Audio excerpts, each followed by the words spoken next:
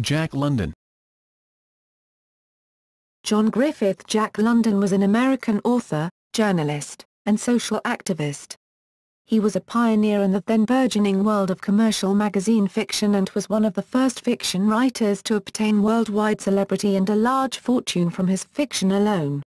Some of his most famous works include The Call of the Wild and White Fang, both set in the Klondike Gold Rush, as well as the short stories To Build a Fire, An Odyssey of the North, and Love of Life.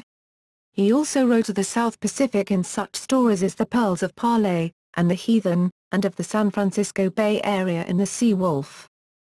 London was a passionate advocate of unionization, socialism, and the rights of workers and wrote several powerful works dealing with these topics such as his dystopian novel The Iron Heel. His non-fiction exposed The People of the Abyss, and The War of the Classes.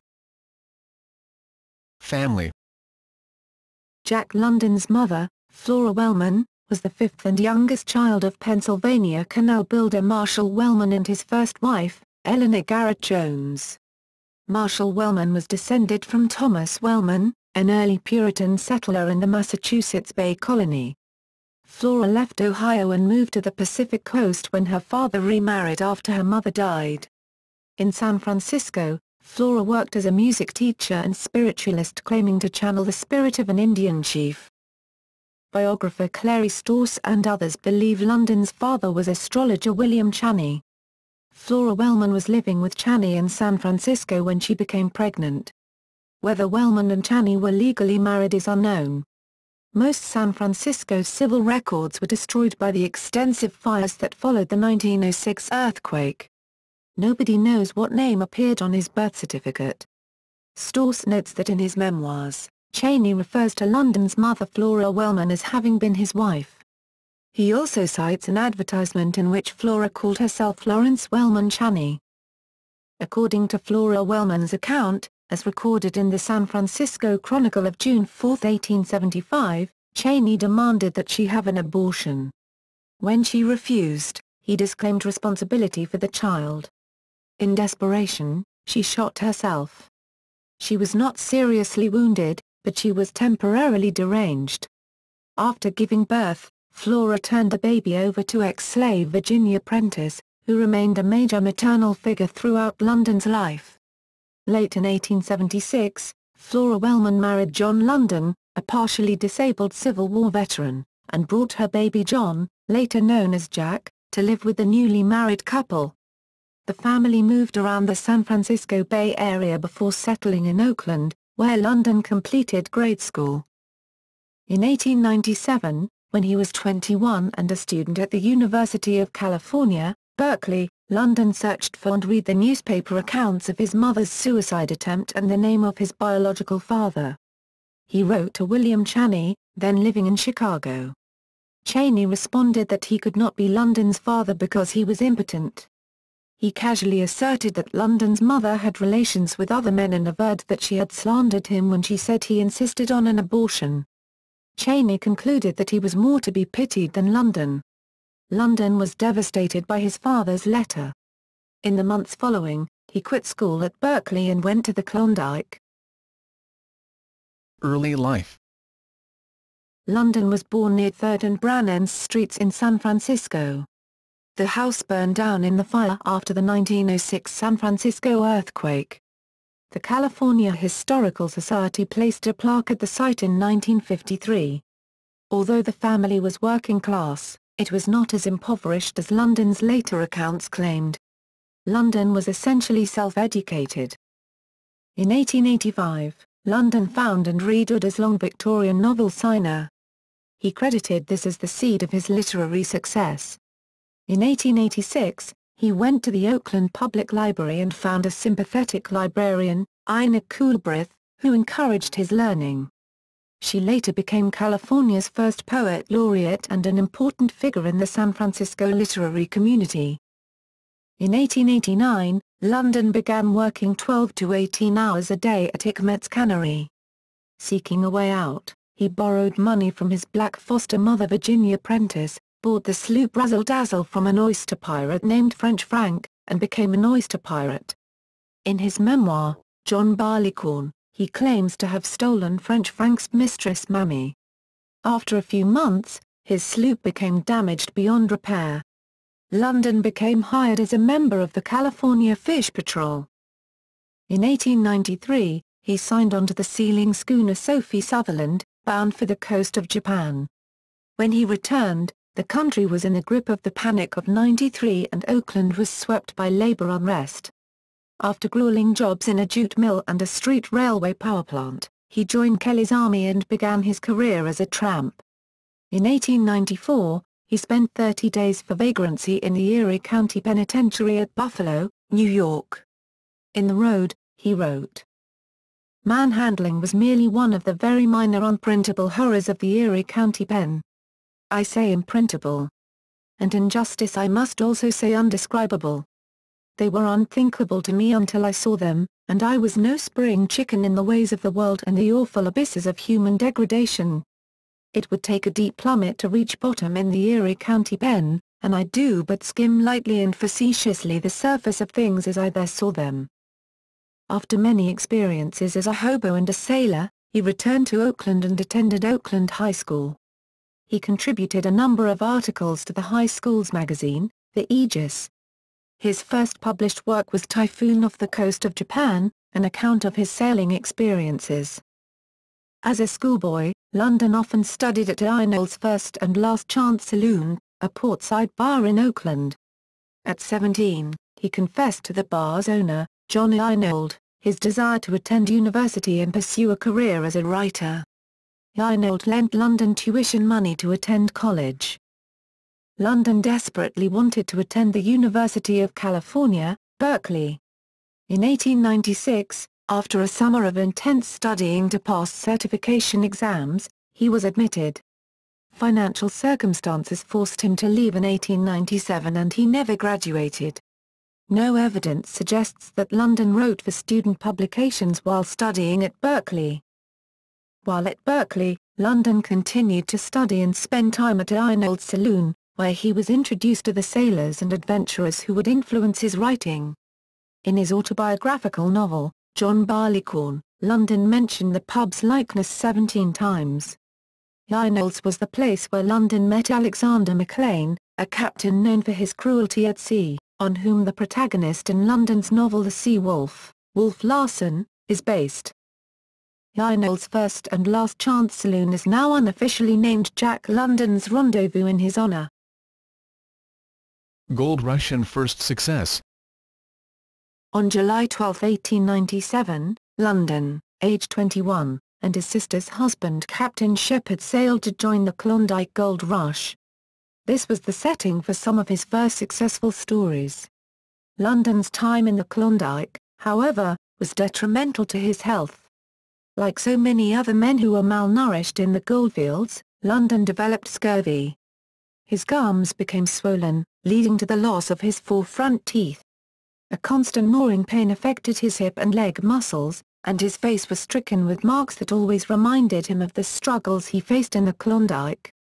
Father William Judge, the Saint of Dawson, had a facility in Dawson that provided shelter, food and any available medicine to London and others. His struggles there inspired London's short story, To Build a Fire, 1902, revised in 1908, which many critics assess as his best. His landlords in Dawson were mining engineers Marshall Latham Bond and Louis Whitford Bond, educated at Yale and Stanford. The brothers' father, Judge Hiram Bond, was a wealthy mining investor. The Bonds, especially Hiram, were active Republicans. Marshall Bond's diary mentions friendly sparring with London on political issues as a camp pastime. London left Oakland with a social conscience and socialist leanings. He returned to become an activist for socialism. He concluded that his only hope of escaping the work trap was to get an education and sell his brains. He saw his writing as a business, his ticket out of poverty, and, he hoped, a means of beating the wealthy at their own game.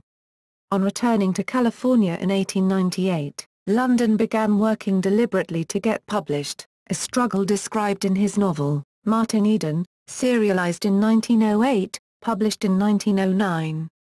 His first published story since high school was To the Man on Trail, which has frequently been collected in anthologies. When the Overland Monthly offered him only $5 for it, and was slow paying, London came close to abandoning his writing career. In his words, "Literally and literarily I was saved, when the Black Cat accepted his story 1,000 Deaths, and paid him $40, the first money I ever received for a story." London began his writing career just as new printing technologies enabled lower-cost production of magazines. This resulted in a boom in popular magazines aimed at a wide public and a strong market for short fiction. In 1900, he made $2,500 in writing, about $71,000 in today's currency. Among the works he sold to magazines was a short story known as Either Diable, 1902, or Batard, 1904, in two editions of the same basic story. London received $141.25 for this story on May 27, 1902. In the text, a cruel French Canadian brutalizes his dog, and the dog retaliates and kills the man. London told some of his critics that man's actions are the main cause of the behavior of their animals, and he would show this in another story, The Call of the Wild. In early 1903, London sold The Call of the Wild to the Saturday Evening Post for $750, and the book rights to Macmillan for $2,000. Macmillan's promotional campaign propelled it to swift success. While living at his rented villa on Lake Merritt in Oakland, London met poet George Sterling. In time they became best friends. In 1902, Sterling helped London find a home closer to his own in nearby Piedmont. In his letters London addressed Sterling as Greek, owing to Sterling's aquiline nose and classical profile, and he signed them as Wolfe. London was later to depict Sterling as Russ Brashenden in his autobiographical novel Martin Eden, 1910, and as Mark Hall in The Valley of the Moon, 1913.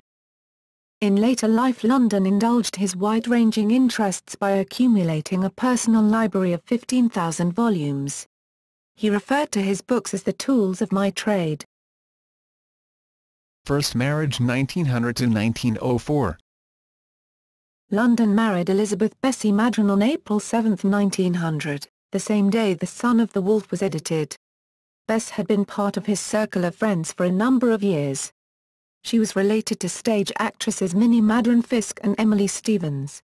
Storrs says, both acknowledged publicly that they were not marrying out of love, but from friendship and a belief that they would produce sturdy children. Kingman says, they were comfortable together. Jack had made it clear to Bessie that he did not love her, but that he liked her enough to make a successful marriage. During the marriage, London continued his friendship with Anna Strinsky, co-authoring the Kempton Wake Letters, an epistolary novel contrasting two philosophies of love.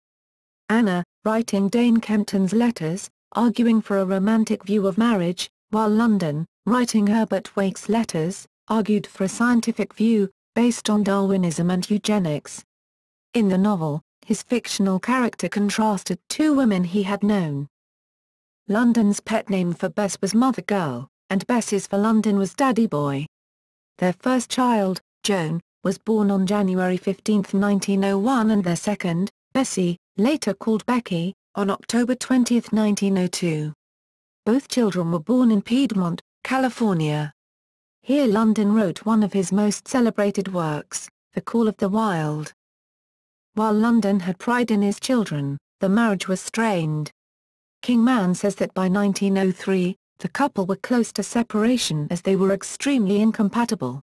Nevertheless, Jack was still so kind and gentle with Bessie that when Cloudsley Johns was a house guest in February 1903 he didn't suspect a breakup of their marriage.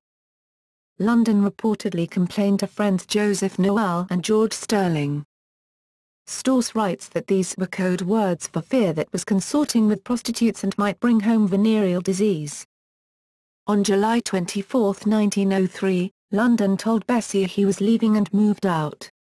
During 1904, London and Bess negotiated the terms of a divorce, and the decree was granted on November 11, 1904. War correspondent 1904. London accepted an assignment of the San Francisco Examiner to cover the Russo-Japanese War in early 1904. arriving in Yokohama on January 25, 1904. He was arrested by Japanese authorities in Shimonoseki, but released due to the intervention of American Ambassador Lloyd Griscom. After traveling to Korea, he was again arrested by Japanese authorities for straying too close to the border with Manchuria without official permission and was sent back to Seoul. Released again, he was permitted to travel with the Imperial Japanese Army to the border, and to observe the Battle of the Yalu. London then made a request to William Randolph Hearst, the owner of the San Francisco Examiner, to be allowed to transfer to the Imperial Russian Army, where he felt that restrictions on his reporting and his movements would be less restricted.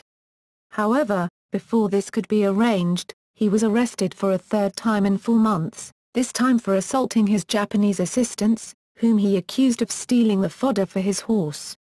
Released through the personal intervention of former President Theodore Roosevelt, London departed the front on June 1904. Bohemian Club. On August 18, 1904, London went with his close friend, the poet George Sterling, to summer hijinks at the Bohemian Grove. London was elected to honorary membership in the Bohemian Club and took part in many activities. Other noted members of the Bohemian Club during this time included Ambrose Bierce, Gelett Burgess, Alan Dunn, John Muir, and Frank Norris. Beginning in December 1914, London worked on The Acorn Planter, a California forest play, to be performed as one of the annual Grove plays, but it was never selected. It was described as too difficult to set to music. London published The Acorn Planter in 1916. Second marriage. After divorcing Madron, London married Charmian Kittredge in 1905. London was introduced to Kittredge by his Macmillan publisher, George Platt Brett, Sr., while Kittredge served as Brett's secretary. Biographer Russ Kingman called Charmian Jack's soulmate, always at his side, and a perfect match. Their time together included numerous trips, including a 1907 cruise on the yacht Snark to Hawaii in Australia. Many of London's stories are based on his visits to Hawaii, the last one for 10 months beginning in December 1915. The couple also visited Goldfield, Nevada, in 1907, where they were guests of the Bond brothers, London's Dawson City landlords. The Bond brothers were working in Nevada as mining engineers. London had contrasted the concepts of the mother woman and the mate woman in the Kempton Wake letters. His pet name for Bess had been Mother Girl. His pet name for Charmian was Mate Woman. Charmian's aunt and foster mother, a disciple of Victoria Woodhull, had raised her without prudishness. Every biographer alludes to Charmian's uninhibited sexuality. Joseph Noel calls the events from 1903 to 1905 a domestic drama that would have intrigued the pen of an Ibsen. London's had comedy relief in it and a sort of easygoing romance. In broad outline, London was restless in his first marriage, sought extramarital sexual affairs, and found, in Charmian Kittredge, not only a sexually active and adventurous partner, but his future life companion. They attempted to have children. One child died at birth, and another pregnancy ended in a miscarriage. In 1906, London published in Collier's magazine his eyewitness report of the San Francisco earthquake. Beauty Wrench 1905 to 1916. In 1905, London purchased a 1,000 acres, 4.0 kilometers 2, ranch in Glen Ellen, Sonoma County, California, on the eastern slope of Sonoma Mountain, for $26,450. He wrote, "Next to my wife, the ranch is the dearest thing in the world to me." He desperately wanted the ranch to become a successful business enterprise. Writing, always a commercial enterprise with London, now became even more a means to an end. "I write for no other purpose than to add to the beauty that now belongs to me. I write a book for no other reason than to add 300 or 400 acres to my magnificent estate." After 1910, his literary works were mostly potboilers, written out of the need to provide operating income for the ranch. Storrs writes that London had taken fully to heart the vision, expressed in his agrarian fiction, of the land as the closest earthly version of Eden. He educated himself through the study of agricultural manuals and scientific tomes. He conceived of a system of ranching that today would be praised for its ecological wisdom. He was proud to own the first concrete silo in California, a circular piggery that he designed. He hoped to adapt the wisdom of Asian sustainable agriculture to the United States. He hired both Italian and Chinese stonemasons, whose distinctly different styles are obvious. The ranch was an economic failure. Sympathetic observers such as Storrs treat his projects as potentially feasible, and describe their failure to bad luck or to being ahead of their time. Unsympathetic historians such as Kevin Starr suggest that he was a bad manager, distracted by other concerns and impaired by his alcoholism. Starr notes that London was absent from his ranch about 6 months a year between 1910 and 1916, and says, he liked the show of managerial power, but not grinding attention to detail. London's workers laughed at his efforts to play big-time rancher, the operation a rich man's hobby. London spent $80,000, $2,100,000 in current value, to build a 15,000-square-foot, 1,400 m2, stone mansion called Wolf House on the property. Just as the mansion was nearing completion, 2 weeks before the Londons planned to move in, it was destroyed by fire. London's last visit to Hawaii, beginning in December 1915, lasted 8 months. He met with Duke Kahanamoku, Prince Jonakaiokalanianeo, Queen Liliuokalani and many others, before returning to his ranch in July 1916. He was suffering from kidney failure, but he continued to work. The ranch, abutting stone remnants of Wolf House, is now a National Historic Landmark and is protected in Jack London State Historic Park. Death. London died November 22, 1916, in a sleeping porch in a cottage on his ranch. London had been a robust man but had suffered several serious illnesses, including scurvy in the Klondike. Additionally, during travels on the Snark, he and Charmian may have picked up unspecified tropical infections. At the time of his death, he suffered from dysentery, uremia, and late-stage alcoholism. He was in extreme pain and taking morphine, and it is possible that a morphine overdose, accidental or deliberate, may have contributed to his death. London's ashes were buried, together with those of his second wife Charmian, who died in 1955, in Jack London State Historic Park, in Glen Ellen, California, not far from the Wolf House. Jack's funeral took place on November 26, 1916, attended only by close friends, relatives, and workers of the property. In accordance with his wishes, he was cremated and buried next to some pioneer children, under a rock that belonged to the Wolf House. After Charmian's death in 1955, she was also cremated and then buried with her husband in the same simple spot that her husband chose. The simple grave is marked by only a mossy boulder. Suicide debate. Many older sources describe London's death as a suicide, and some still do.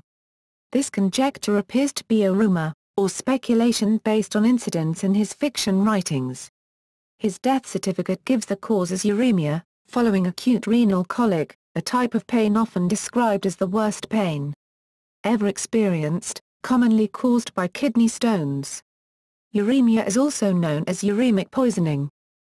The biographer Storrs writes, following London's death, for a number of reasons, a biographical myth developed in which he has been portrayed as an alcoholic womanizer who committed suicide. Recent scholarship based upon first-hand documents challenges this caricature. Most biographers, including Russ Kingman, now agree he died of uremia aggravated by an accidental morphine overdose. London's fiction featured several suicides. In his autobiographical memoir John Barleycorn, he claims, as a youth, to have drunkenly stumbled overboard into the San Francisco Bay. Some wandering fancy of going out with the tide suddenly obsessed me. He said he drifted and nearly succeeded in drowning before sobering up and being rescued by fishermen. In the denouement of The Little Lady of the Big House, the heroine, confronted by the pain of a mortal gunshot wound, undergoes a physician-assisted suicide by morphine.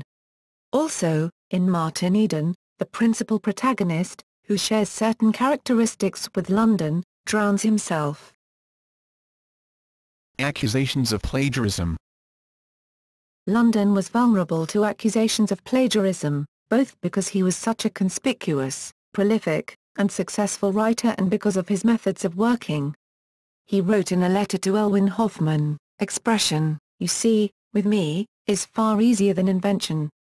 He purchased plots in novels from the young Sinclair Lewis and used incidents from newspaper clippings as writing material. In July 1901, two pieces of fiction appeared within the same month, London's Moonface, in the San Francisco Argonaut, and Frank Norris' The Passing of Cockeye Blacklock, in Century magazine. Newspapers showed the similarities between the stories, which London said were quite different in manner of treatment, patently the same in foundation and motive. London explained both writers based their stories on the same newspaper account. A year later, it was discovered that Charles Forrest MacLean had published a fictional story also based on the same incident. Egerton, Ryerson Young claimed The Call of the Wild, 1903, was taken from Young's book My Dogs in the Northland, 1902. London acknowledged using it as a source and claimed to have written a letter to Young thanking him. In 1906, the New York World published deadly parallel columns showing 18 passages from London's short story Love of Life side by side with similar passages from a non-fiction article by Augustus Biddle and J.K. MacDonald, titled Lost in the Land of the Midnight Sun. London noted the world did not accuse him of plagiarism, but only of identity of time and situation, to which he defiantly pled guilty. The most serious charge of plagiarism was based on London's The Bishop's Vision, Chapter 7 of his novel The Iron Heel, 1908. The chapter is nearly identical to an ironic essay that Frank Harris published in 1901, titled The Bishop of London and Public Morality. Harris was incensed and suggested he should receive 1/60th of the royalties from The Iron Heel, the disputed material constituting about that fraction of the whole novel. London insisted he had clipped a reprint of the article, which had appeared in an American newspaper, and believed it to be a genuine speech delivered by the Bishop of London. Views. Atheism. On London's religious views, he was an atheist. He is quoted as saying, "I believe that when I am dead, I am dead. I believe that with my death I am just as much obliterated as the last mosquito you and I squashed." Socialism. London wrote from a socialist viewpoint, which is evident in his novel The Iron Heel. Neither a theorist nor an intellectual socialist, London's socialism grew out of his life experience. As London explained in his essay, How I Became a Socialist, his views were influenced by his experience with people at the bottom of the social pit. His optimism and individualism faded, and he vowed never to do more hard physical work than necessary. He wrote that his individualism was hammered out of him, and he was politically reborn. He often closed his letters "Yours for the Revolution." London joined the Socialist Labour Party in April 1896. In the same year, the San Francisco Chronicle published a story about the 20-year-old London giving nightly speeches in Oakland's City Hall Park, an activity he was arrested for a year later. In 1901, he left the Socialist Labour Party and joined the New Socialist Party of America.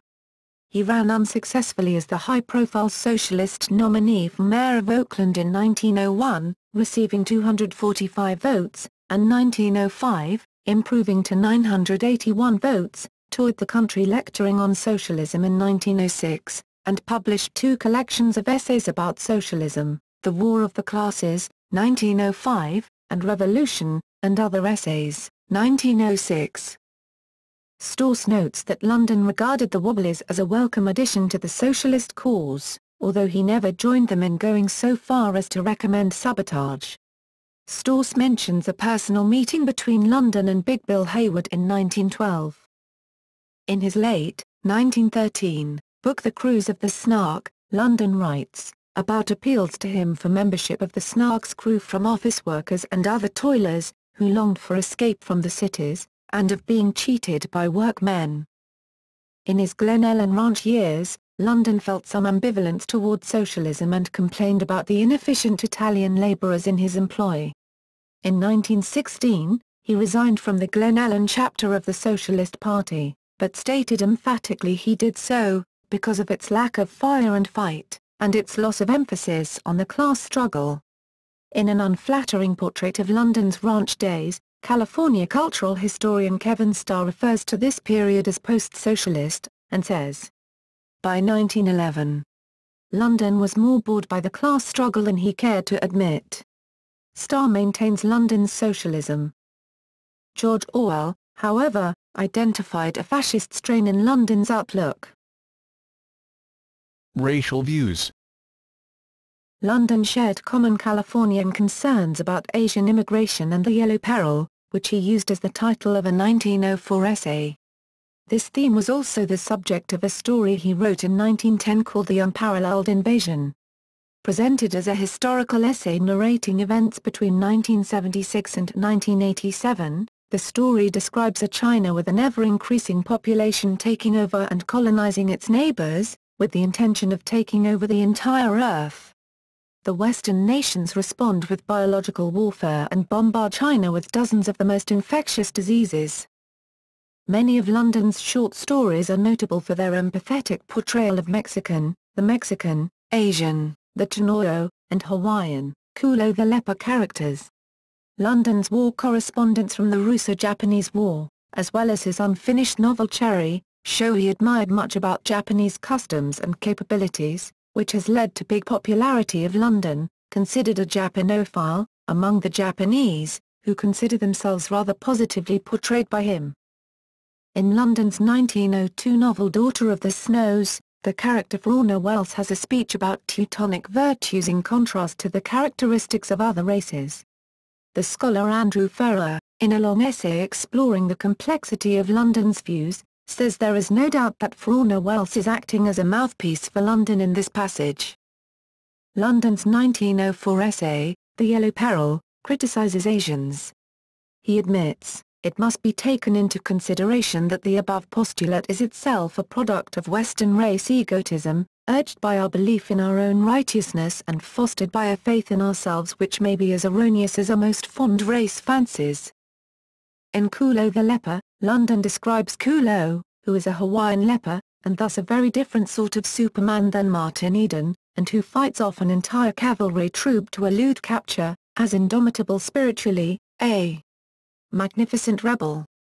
This character is based on Hawaiian leper Kalai Kalo, who revolted and resisted capture from forces of the Provisional Government of Hawaii in the Kalale Valley in 1893. An amateur boxer and avid boxing fan, London reported on the 1910 Johnson-Jeffries fight, in which the black boxer Jack Johnson vanquished Jim Jeffries, the Great White Hope. In 1908, according to Ferrer, London praised Johnson highly, contrasting the black boxer's coolness and intellectual style, with the ape-like appearance and fighting style of his white opponent, Tommy Burns. What on Saturday was bigness, coolness, quickness, cleverness, and vast physical superiority. Because a white man wishes a white man to win, this should not prevent him from giving absolute credit to the best man, even when that best man was black. All hail to Johnson. Johnson was superb. He was impregnable. As inaccessible as Mont Blanc. Those who defend London against charges of racism cite the letter he wrote to the Japanese-American Commercial Weekly in 1913. In Yukon in 1996, after the city of Whitehorse renamed 2 streets to honor London and Robert W. Service, protests over London's alleged racism forced the city to change the name of Jack London Boulevard back to 2 Mile Hill. Works. Short stories. Western writer and historian Dale L. Walker writes, London's strength of utterance is at its height in his stories, and they are painstakingly well constructed. To Build a Fire is the best known of all his stories. Set in the harsh Klondike, it recounts the haphazard trek of a new arrival who has ignored an old-timer's warning about the risks of traveling alone. Falling through the ice into a creek in 75 below weather, The unnamed man is keenly aware that survival depends on his untested skills at quickly building a fire to dry his clothes and warm his extremities. After publishing a tame version of this story, with a sunny outcome, in The Youth's Companion in 1902, London offered a second, more severe take on the man's predicament in the Century magazine in 1908. Reading both provides an illustration of London's growth and maturation as a writer. As Labour, 1994, observes, to compare the two versions is itself an instructive lesson in what distinguished a great work of literary art from a good children's story. Other stories from the Klondike period include, All Gold Canyon, about a battle between a gold prospector and a claim jumper. The Law of Life, about an aging American Indian man abandoned by his tribe and left to die. Love of Life, about a trek by a prospector across the Canadian tundra. To the Man on Trail, which tells the story of a prospector fleeing the mounted police in a sled race, and raises the question of the contrast between written law and morality. And An Odyssey of the North, which raises questions of conditional morality, and paints a sympathetic portrait of a man of mixed white and Aleut ancestry. London was a boxing fan and an avid amateur boxer. A Piece of Steak is a tale about a match between older and younger boxers. It contrasts the differing experiences of youth and age but also raises the social question of the treatment of aging workers. The Mexican combines boxing with a social theme, as a young Mexican endures an unfair fight and ethnic prejudice in order to earn money with which to aid the revolution. Numerous stories London wrote would today be classified as science fiction. The Unparalleled Invasion describes germ warfare against China. Goliath about an irresistible energy weapon. The Shadow and the Flash is a tale about two brothers who take different routes to achieving invisibility. A Relic of the Pliocene is a tall tale about an encounter of a modern-day man with a mammoth. The Red One is a late story from a period when London was intrigued by the theories of the psychiatrist and writer Jung. It tells of an island tribe held in thrall by an extraterrestrial object. Some 19 original collections of short stories were published during London's brief life or shortly after his death. There have been numerous posthumous anthologies drawn from this pool of 19 books. Many of these collections have been themed around the locales of the Klondike and the Pacific. A collection of Jack London's San Francisco stories was published in October 2010 by Sydney Samizdat Press. Novels. London's most famous novels are The Call of the Wild, White Fang, The Sea Wolf, The Iron Heel, and Martin Eden. In a letter dated December 27, 1901, London's Macmillan publisher George Platt Brett, Sr. said he believed Jack's fiction represented the very best kind of work done in America. Critic Maxwell Geismar called The Call of the Wild a beautiful prose poem. Editor Franklin Walker said that it belongs on a shelf with Walden and Huckleberry Finn. A novelist E. L. Doctorow called it a mordant parable. His masterpiece. The historian Dale L. Walker commented, "Critics have said his novels are episodic and resemble a linked series of short stories." Walker writes, Ambrose Bierce said of The Sea Wolf that the great thing, and it is among the greatest of things, is that tremendous creation, Wolf Larsen. The hewing out and setting up of such a figure is enough for a man to do in one lifetime. However, he noted, the love element, with its absurd suppressions, and impossible proprieties, is awful. The Iron Heel is interesting as an example of a dystopian novel that anticipates and influenced George Orwell's 1984. London's socialist politics are explicitly on display here.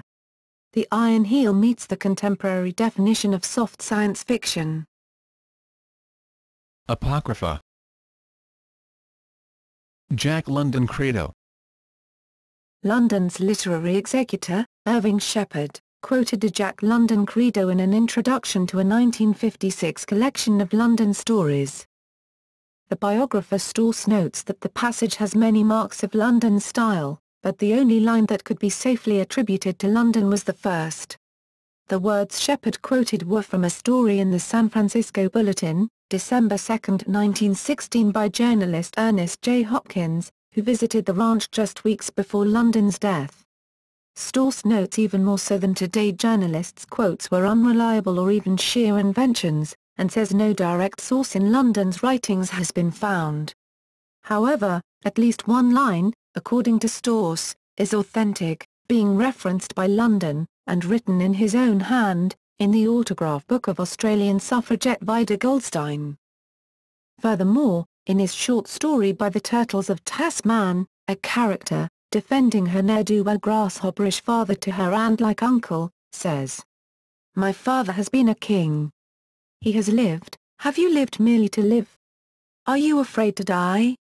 I'd rather sing one wild song and burst my heart with it, than live 1,000 years watching my digestion and being afraid of the wet. When you are dust, my father will be ashes." The Scab. A short diatribe on the Scab is often quoted within the U.S. labor movement and frequently attributed to London. It opens, "In 1913 and 1914, a number of newspapers printed the first three sentences with varying terms used instead of scab, such as knocker, stool pigeon, or scandalmonger. This passage as given above was the subject of a 1974 Supreme Court case, in which Justice Thurgood Marshall referred to it as a well-known piece of trade union literature, generally attributed to author Jack London. A union newsletter had published a list of scabs, which was granted to be factual and therefore not libelous, but then went on to quote the passage as the definition of a scab. The case turned on the question of whether the definition was defamatory.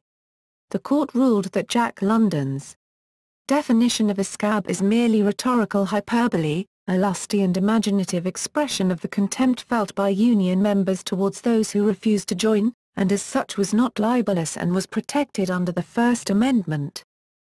Despite being frequently attributed to London, the passage does not appear at all in the extensive collection of his writings at Sonoma State University's website. However, in his book The War of the Classes he published a 1903 speech entitled The Scab, which gave a much more balanced view of the topic. Midas right. Anton LaVey's Church of Satan claims that Ragnar Redbeard, pseudonymous author of the 1896 book Might is Right, was London. No London biographers mention any such possibility. Roger Jacobs published an essay ridiculing this theory, arguing that in 1896 London was unfamiliar with philosophers heavily cited by Redbeard, such as Nietzsche, and had not even begun to develop his mature literary style. Bibliography. Source unless otherwise specified, Williams. Legacy and Honors. Mount London, also known as Boundary Peak 100, on the Alaska-British Columbia boundary, in the boundary ranges of the Coast Mountains of British Columbia, is named for him. Jack London Square on the waterfront of Oakland, California was named for him. He was honored by the United States Postal Service with a 25C/Great American Series postage stamp. Jack London Lake, Russian, Ozerodska Londona, a mountain lake located in the upper reaches of the Kolyma River in Yagodninsky district of Magadan Oblast. Footnotes. Note. Both versions are available on Wikisource. To Build a Fire, 1902, To Build a Fire, in Lost Face, 1908. Citations. Reisman 2009, pages 23, London, Jack. Encyclopaedia Britannica Online Library Edition. Retrieved October 5, 2011, Dictionary of American Biography Base Set. American Council of Learned Societies, 1928-1936. Reproduced in Biography Resource Center Farmington Hills, Michigan. Thompson Gale 2006, London 1939, pages 12. New York Times November 23, 1916, 1910. Speciality of Short Story Writing, The Writer, XXII, January-December 1910, pages 9. There are 8 American writers who can get $1,000 for a short story: Robert W. Chambers, Richard Harding Davis, Jack London, O. Henry, Booth Tarkington, John Fox, Jr., Owen Wister, and Mrs. Burnett. $1,000 in 1910 is roughly equivalent to $25,000 today. Wellman, Joshua Wyman Descendants of Thomas Wellman, 1918, Arthur Holbrook Wellman, Boston pages 227, The Book of Jack London. The World of Jack London. Retrieved April 7, 2011, Stores 2001, pages 14. What supports Flora's naming Channy as the father of her son are, first, the indisputable fact of their cohabiting at the time of his conception, and second, the absence of any suggestion on the part of her associates that another man could have been responsible. Unless DNA evidence is introduced, whether or not William Channy was the biological father of Jack London cannot be decided. Chaney would, however, be considered by her son and his children as their ancestor. Kershaw 1999, pages 53-54, London, Jack, 1917, 8 Factors of Literary Success, in Labour, 1994, pages 512. In answer to your question as to the greatest factors of my literary success, I will state that I consider them to be, vast good luck, good health, good brain, good mental and muscular correlation, poverty, reading Wood as Signer at 8 years of age, the influence of Herbert Spencer's philosophy of style. Because I got started 20 years before the fellows who are trying to start today. John Barleycorn, by Jack London at Project Gutenberg. Chapters 7, 8 describe his stealing of Mummy, the Queen of the Oyster Pirates. The Queen asked me to row her ashore in my skiff. Nor did I understand Spider's grinning side remark to me, "Gee, there's nothing slow about you." How could it possibly enter my boy's head that a grizzled man of 50 should be jealous of me? And how was I to guess that the story of how the Queen had thrown him down on his own boat, the moment I hove in sight, was already the gleeful gossip of the waterfront? John Barleycorn, by Jack London at Project Gutenberg. Chapters 7, 8 describe his stealing of Mummy, the Queen of the Oyster Pirates. The Queen asked me to row her ashore in my skiff. Nor did I understand Spider's grinning side remark to me, "Gee, there's nothing slow about you." How could it possibly enter my boy's head that a grizzled man of 50 should be jealous of me?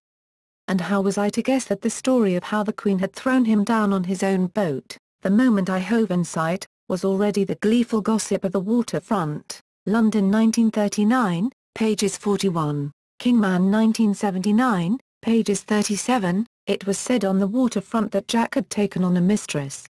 Evidently Jack believed the myth himself at times. Jack met Mummy aboard the Razzle-Dazzle when he first approached French Frank about its purchase. Mummy was aboard on a visit with her sister Tess and her chaperone, Miss Hadley.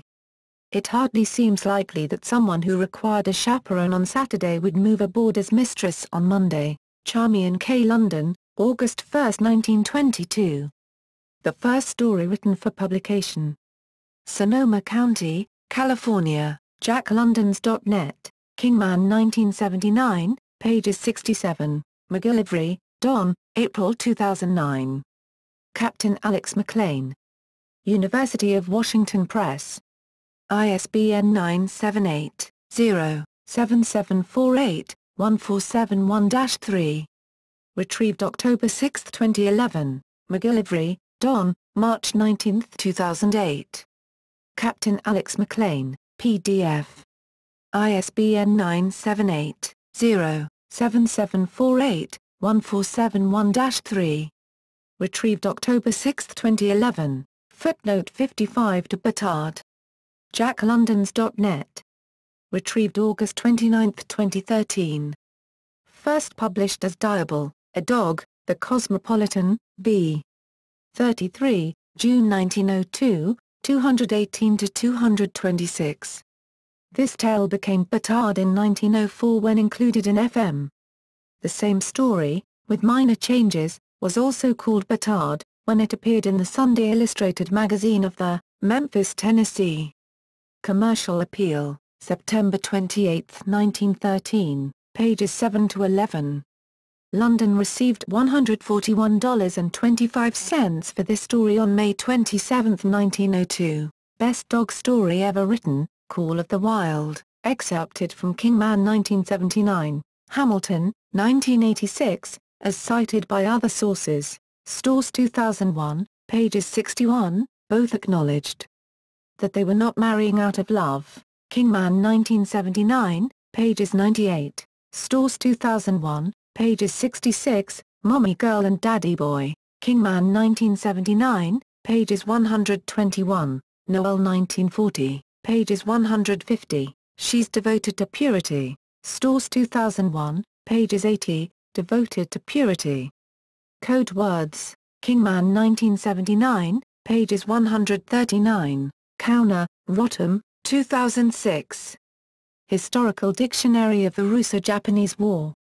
ISBN 0-8108-4927-5, The Scarecrow Press. Page 212, London and Taylor 1987, pages 394, Witchland 2007, pages 131, The Sailing of the Snark, by Alan Dunn, Sunset, May 1907, A.B. Day 1996, pages 113 to 119, London 2003, pages 59, copy of John Barley Cornyn's scribe Dear Mate Woman, You Know. You have helped me bury the long sickness and the white logic. Numerous other examples in same source, Kingman 1979, pages 124, Stores 1999, pages 112, Kershaw 1999, pages 133, Noel 1940, pages 146, Joseph Theroux. They came to write in Hawaii. Spirit of Aloha, Aloha Airlines, March-April 2007.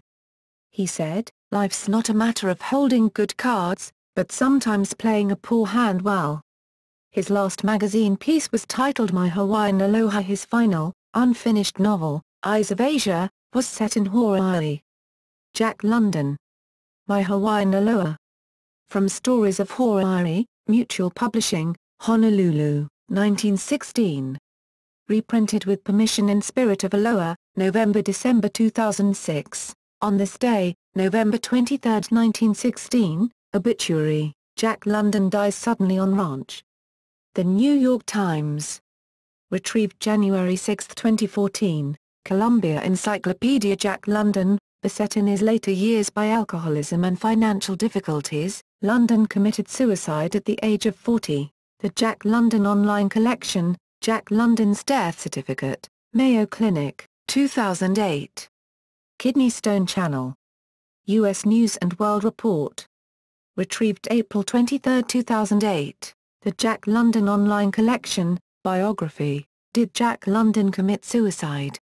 The World of Jack London, The Literary Zoo. Life 49. Jan Jun 1907. Pages 130, Young, Egerton Ryerson. Dictionary of Canadian Biography. Retrieved January 6, 2014, Memorable Manitobans, Egerton Ryerson Young, 1840-1909. The Manitoba Historical Society. Retrieved January 7, 2014, Is Jack London a Plagiarist? The Literary Digest 34, 337. 1907, Kingman 1979, pages 118, Letter to the Bookman, April 10, 1906, quoted in full in Jack London, Dale L. Walker, Jan Campbell Reisman, 2000. No Mentor But Myself, Jack London on Writing and Writers. Stanford University Press. 978-0804736350. Pages 97, The World, however, did not charge me with plagiarism. It charged me with identity of time and situation. Certainly I plead guilty, and I am glad that the world was intelligent enough not to charge me with identity of language. Jack London, Dale L. Walker, Jan Campbell Reisman, 2000. No Mentor But Myself, Jack London on Writing and Writers. Stanford University Press. 978-0804736350. Pages 121, The controversy with Frank Harris began in the Vanity Fair issue of April 14, 1909, in an article by Harris entitled, How Mr. Jack London Writes a Novel.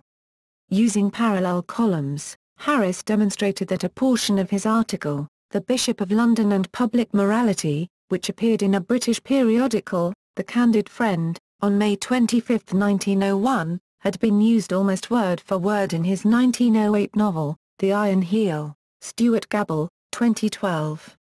Jack London, A Man in Search of Meaning, A Jungian Perspective. Author House. Pages 14. ISBN 9781477283332. When he was tramping, arrested and jailed for 1 month for vagrancy at about 19 years of age, he listed atheist as his religion on the necessary forms. Kershaw, 1997.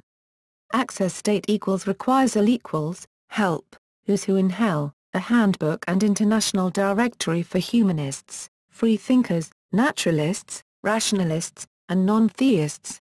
Publisher, Barricade Books, January 1, 2000, ISBN 978-1569801,581, http://london.sonoma.edu/ Writings/ War of the Classes/ Socialist.html, See Labour, 1994, pages 546. For one example, a letter from London to William E. Walling dated November 30, 1909, Stores 2001, pages 100, Stores 2001, pages 156, Kershaw 1999, pages 245, Starr, Kevin, 1973.